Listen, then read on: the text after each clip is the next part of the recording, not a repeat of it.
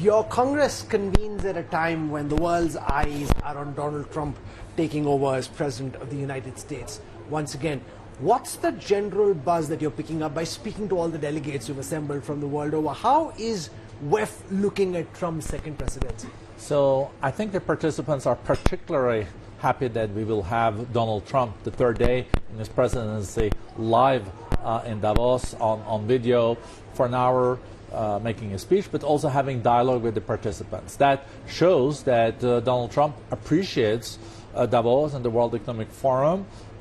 He's been here twice as president, the only president that has been twice in a row.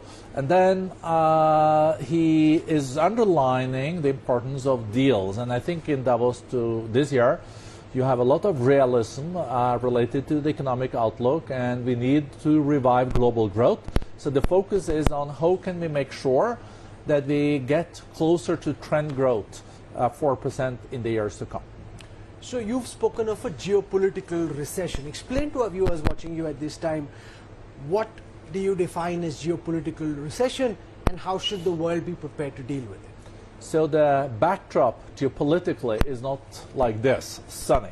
The geopolitical backdrop that we are working against, or the backdrop for Davos this year, is the most complicated geopolitical backdrop in generations.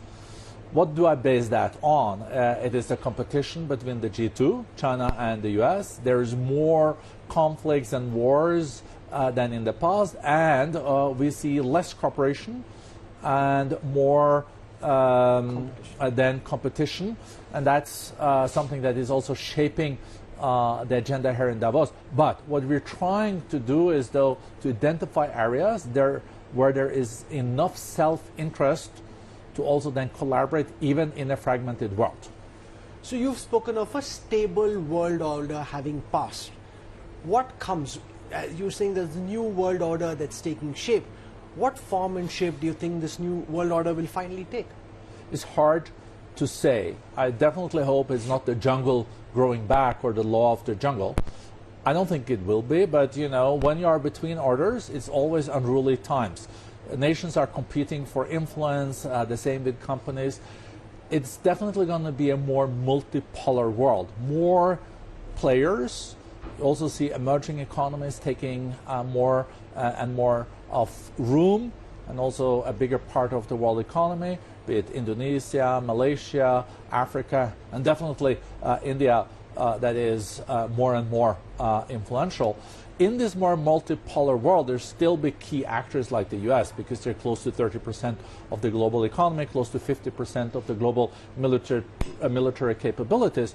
But how to combine a more multipolar world with some multilateralism. Multilateralism meaning some rules of the game, some traffic rules. How can we collaborate in specific areas where we need more cooperation? Look at the wildfires in Los Angeles.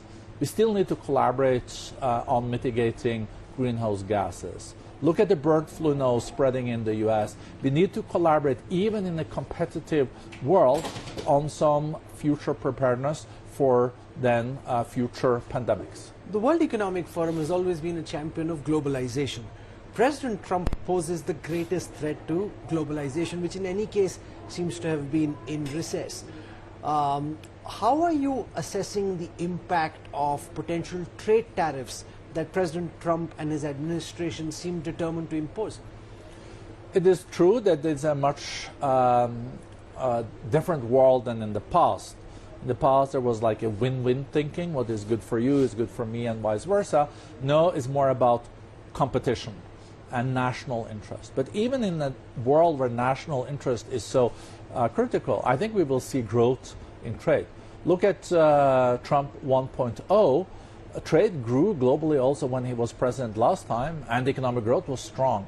So I think there might be some tariffs coming, especially for those with a large trade deficit with the US. But we know also that Trump is a deal maker.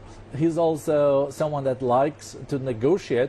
So sometimes he put tariffs out there, and then we'll see what happens down the road.